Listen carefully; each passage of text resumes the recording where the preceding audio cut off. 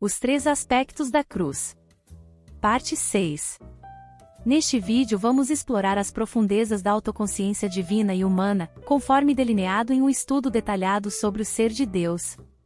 Ao mergulharmos nesse estudo, entenderemos como a autoconsciência é uma faceta fundamental da identidade tanto de Deus quanto do ser humano, mas com significados e aplicações distintas. Características de uma personalidade. Resumo acerca do estudo: o ser de Deus. Há 4 coisas muito importantes que caracterizam a personalidade divina, mas que não são exclusivas da mesma: autoconsciência, inteligência, autodeterminação, afeições. Neste contexto, vamos analisar somente a questão da autoconsciência. Uma personalidade possui autoconsciência. É a capacidade que uma pessoa tem de estar consciente de sua própria identidade, de saber quem ela é. É mais que consciência que até os animais têm e que os permite reconhecer o que está a seu redor, mas que não dão a estes consciência de si mesmos.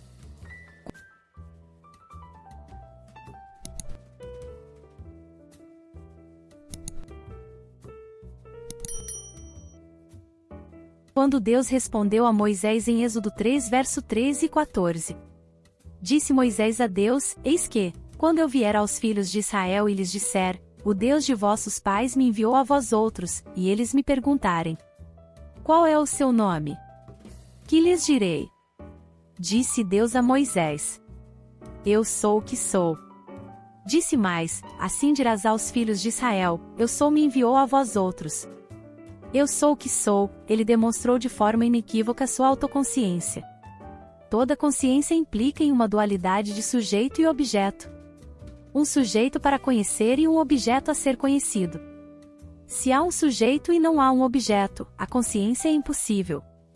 Não existe consciência à parte de algo a ser conhecido. O fato de estar absolutamente só é fatal para a ideia de consciência. Ninguém pode estar consciente de algo se este algo não existe. Há uma importante distinção entre consciência e autoconsciência. Na consciência, o objeto é uma outra coisa ou ser que existe além do sujeito. O objeto de conhecimento é distinto do sujeito. Contudo, na autoconsciência, o objeto do conhecimento é da mesma substância do sujeito. Conhecer algo fora de nós é muito mais fácil que o conhecimento de nós mesmos, isto porque no processo de autoinspeção interior não há realidade objetiva que possamos contemplar. Agora veja. Se nós em certo grau possuímos autoconsciência, imagine Deus que possui esta capacidade num grau infinitamente maior e perfeito. O animal possui consciência, mas não autoconsciência porque não é uma pessoa.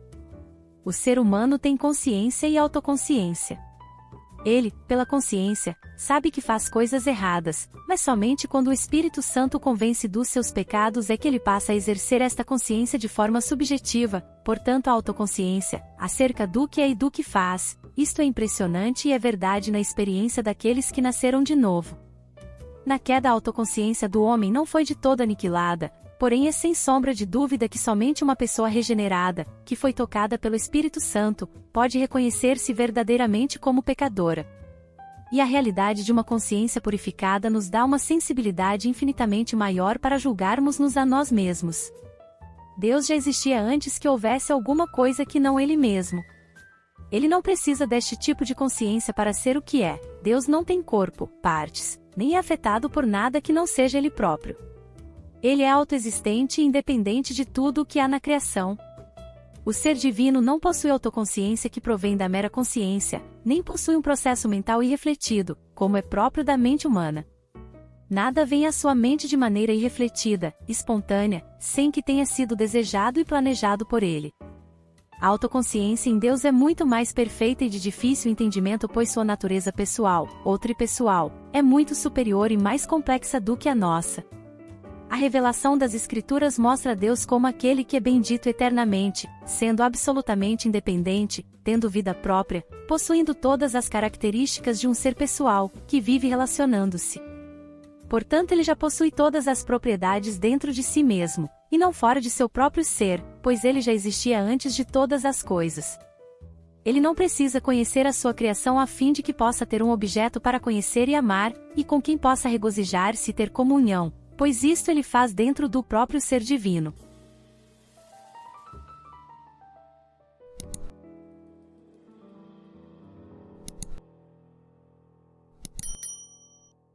Em Deus a autoconsciência é perfeita.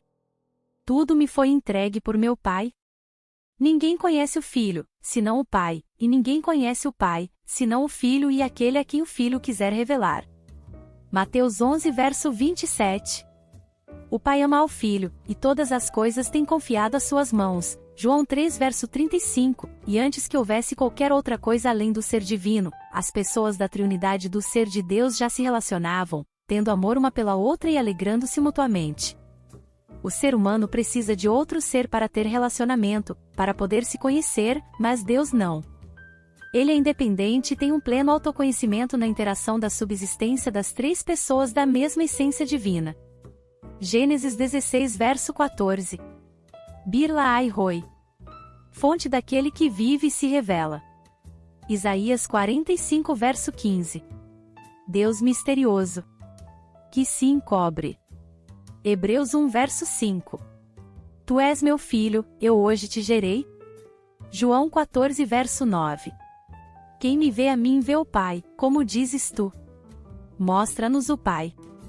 Retornando ao estudo. Diante disto veja o que Paulo diz em Romanos, capítulo 7. Porque o que eu faço não o aprovo, pois o que eu quero isso não faço, mas o que aborreço isso eu faço. E, se eu faço o que não quero, consinto com a lei, que é boa. De maneira que agora já não sou eu que faço isto, mas o pecado que habita em mim. Porque eu sei que em mim, isto é, na minha carne, não habita bem algum, e com efeito o querer está em mim, mas não consigo realizar o bem. Porque eu não faço o bem que eu quero, mas o mal que eu não quero esse eu faço. Ora, se eu faço o que eu não quero, já o não faço eu, mas o pecado que habita em mim. Este texto, à luz desta definição humana sobre o eu e sobre o mim é muito instrutiva. Vemos um indicativo de relação entre o eu com a consciência manifesta como vontade no sentido negativo, não querer fazer e não dar conta de não fazer, ou positivo, querer fazer e não dar conta. Toda vez em que o eu é citado há uma como que reprimenda, um sentimento de insatisfação por verificar uma incompatibilidade talvez motivada pela impossibilidade manifesta entre a extrema força do desejo pecaminoso e a consciência subjetiva, ou autoconsciência, iluminada pela palavra e conhecimento de Deus.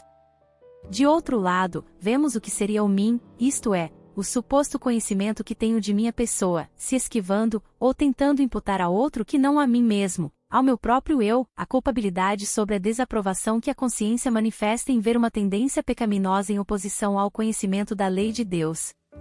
É o processo de negação ou de transferência efetuado pelo si mesmo herdado de Adão. Isto é importante de ser compreendido, pois não se trata, necessariamente, de dizer-se de que o cristão tem duas naturezas, carnal e espiritual, e, por meio desta ambiguidade, ele sofre as consequências de uma vida dividida. Isto levaria o homem a um estado de vivência esquizofrênico.